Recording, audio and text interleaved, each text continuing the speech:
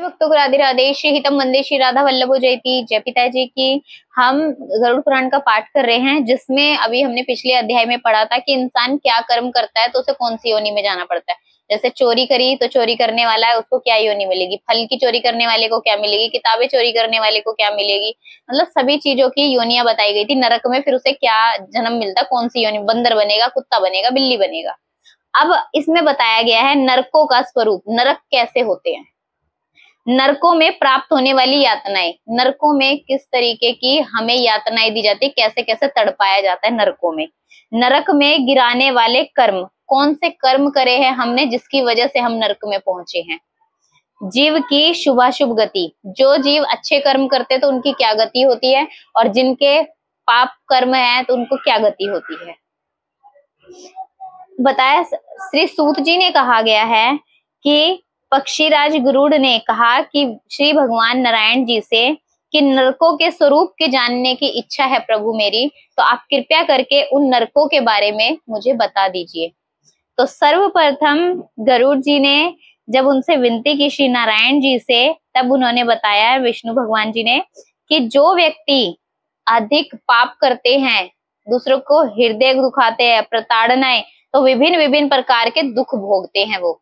और वो इसमें सबसे पहले बताया है नरक तो हजारों की संख्या में है, श्री नारायण जी कह रहे हैं नरक तो हजारों की संख्या में है, सभी को बताना तो संभव नहीं है, लेकिन मैं तुम्हें मुख्य मुख्य नरक बता रहा हूं जो सबसे भयानक नरक है, जिसको बताने से ही मनुष्य की आत्मा कांप जाती है, जिसके नाम से ही मनुष्य की आत्मा कांप जाती है। तो सबसे सर्वप्रथम अब हम नरक के बारे में जानेंगे। सर्वप्रथम नरक के बारे में जो बताया गया है, श्री राधा वल्लभ लाल की जय हो। हे पक्षीराज, तुम मुझसे यह जान लो, सबसे पहला नरक बताया है रौरव नरक।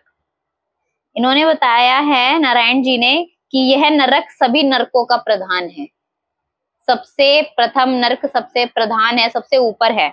इसमें बताया गया है जो झूठी गवाही देने वाला होता है, कभी जिसने झूठी गवाही दी हो, झूठ बोलने वाला व्यक्ति हो, वो रौरव नरक में जाता है। वो झूठ, चाहे वो किसी भी प्रकार से किसी का दिल दुखा हो, तो वो झूठ बोलने वाला व्यक्ति रौरव नरक में जाएगा।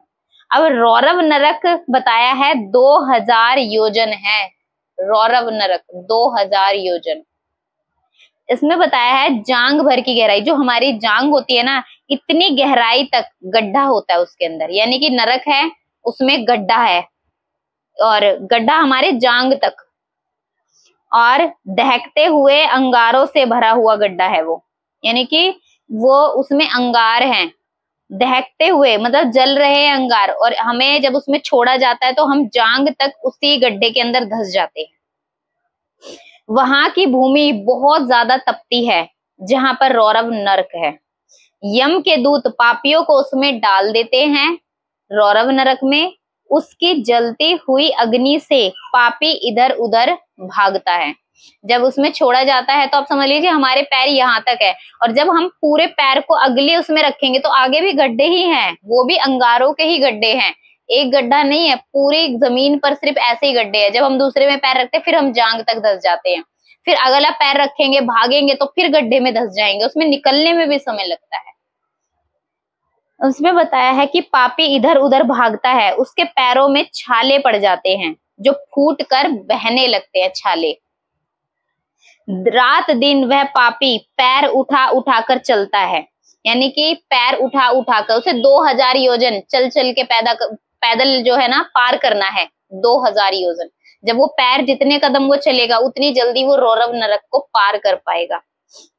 तो कहा गया है जब 1000 योजन उस नरक का विस्तार पार कर लेता है जब, तब उस पाप की शुद्धि के लिए उसे दूसरे नरक में भेजा जाता है। यानी कि अब पहला नरक है 2000 योजन, पैदल चल चल के पार करना है उसे दहकते हुए अंगारों में। जब उससे एक नरक से निकलता है तो कहते हैं उसकी आत्मा की थोड़ी सी शुद्धि हुई है, आत्मा बिल्कुल मलिन हो चुकी होती है दुष्कर्म कर करके, फिर आत्मा में थोड़ी सी शुद्धि आई, ये है रौरव नरक। इसके बाद आएगा महारौरव नरक। महारौरव नरक मैं आपको दूसरी वीडियो में बताऊंगी, एक एक नरक को मैं अब मैं आपको दूसरा नरक भी बता देती हूँ, महारौरव नरक। 2 नरकों के बारे में अभी आपको बता रही हूँ। रौरव नरक के बाद आता है महारौरव नरक। जबकि मैं एक नरक के बारे में वीडियो बना रही थी, लेकिन फिर कहा कि अभी 2 नरक की बता दो, फिर अलग अलग वीडियोस में माध्यम से बता देना ताकि समझ भी आ सके। महारौरव नरक अब आया। महारौरव नरक है 5000 योजन। रौरव नरक था 2000 योजन, महारौरव नरक है 5000 योजन। जब 2000 योजन वो चल चल के रौरव नरक पार करता है तो अगला नरक मिलता है महारौरव नरक।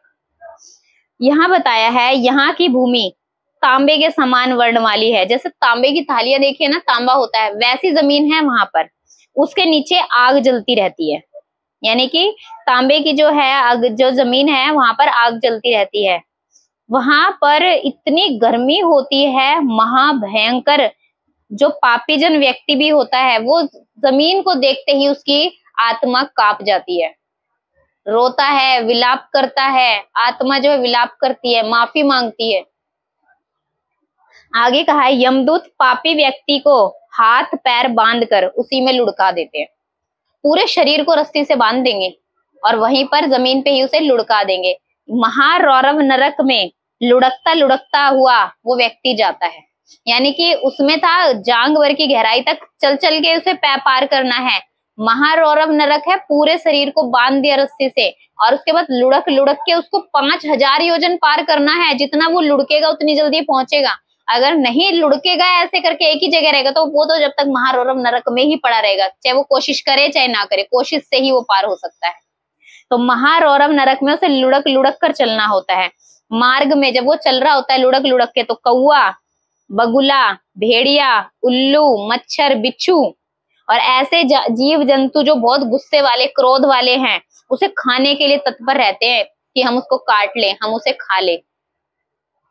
जलती हुई भूमि और भयंकर जीव जंतु उस पर आक्रमण करते रहते हैं, उस जीवात्मा पर, और उसकी बुद्धि ही भ्रष्ट हो जाती है। वह चिल्लाता है घबराकर, बेचैन हो जाता है कष्ट को देखकर।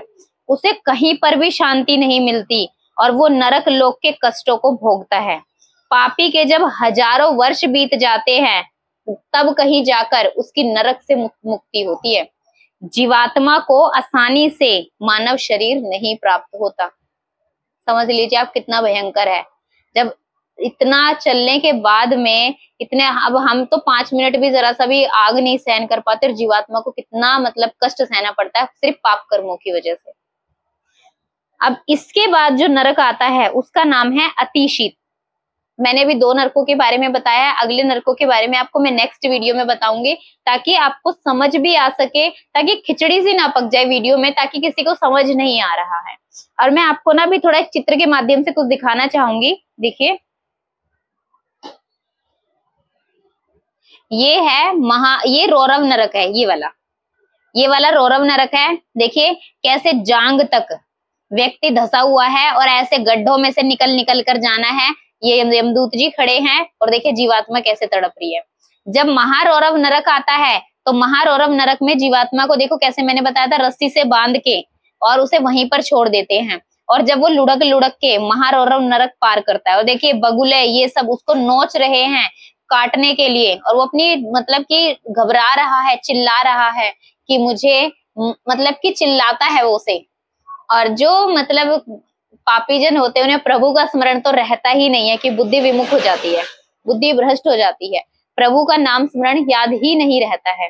तो अभी 2 नरकों में यातनाएं बताई गई है। अभी हमें और नरकों के बारे में जानने को मिलेगा, यानी कि आगे अति शीत नरक है और अभी तो और भी है जिसके बारे में मुझे आपको बताना है।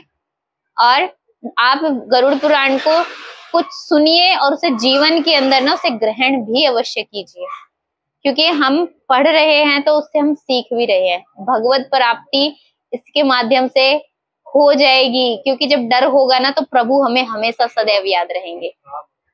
सभी को राधे राधे। श्री हितम वंदे, श्री राधा वल्लभ जयती। जय पिताजी की।